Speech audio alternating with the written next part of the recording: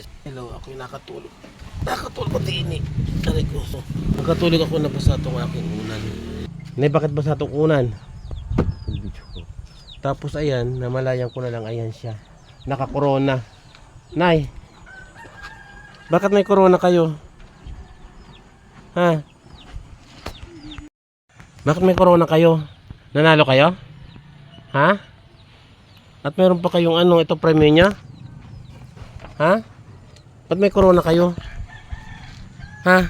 May corona yun. Bakit nga saan galing corona nyo? Kayo nanalo? Ito. Ito ang inyong ano? Oo. Premyo?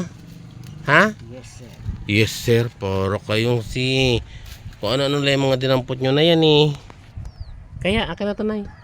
Chinelas. Hawak-hawak nyo ganyan. Gusto naman kayo. Kung kayo natutulog.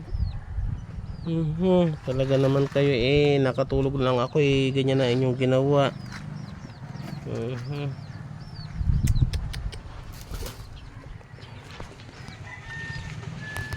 Bakit di kayo makatulog?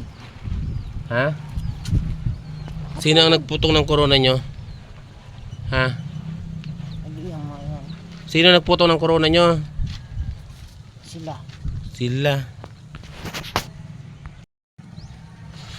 Nakatulog kasi ako din eh. Kasi ang init sa loob. So dito ako nakatulog sa labas. So paggising ko, andito sa may labasan namin. So nagising na lang ako, basa tong unan. Tapos hawak-hawak niya to. Tapos nakaput. Aka na yung corona niya. Aka na itong inyong corona. Parang kayo. Chinelas ko. Asan yung chinelas ko dito? Dito akin. Nasutan naman kayo na hindi sa inyong chinelas. Ito pala. Sarap ng aking tulog. Aba, hindi nga ako nakatulog. Idlip laang. Ha? Hindi pa nadala? Bababa ako, bibili ako tinapay.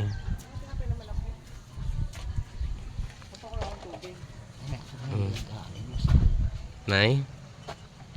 Ano yun? Nato kaya? Oo, ay ba't di kayo matulog? Ayun, oh. Nakatulog lang ako, ganito pinagagawa. Ang mga tabo nakasalasan dito at pati mga baso talaga naman kayo. Nay, doble-doble aking gawa sa inyo. Ha? Kaninong baboy? Tapin.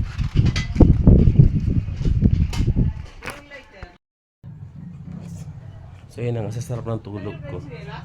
Alin? Kayan, asawa ni Ram, ni Maymay, ni Chuchay. Ha? Diyan lang. Doon sa pinapatuyo niya yan, doon. So ayun na. Pag hindi ko na malaya ang ginagawa ng aking inay, ganun ang nangyayari. Masusurpresa na lang ako. So kanina hindi siya nakatulog ng maayos. So ako naman napaidlip lang. Sa pagising ko, ayun ang aking nabungaran sa kanya. Ay po. Ano talaga? Kaya ano? Kaya hindi nagiging maayos yung bahay namin. Hindi ko maigawang organisado. Ganyan ang nangyayari.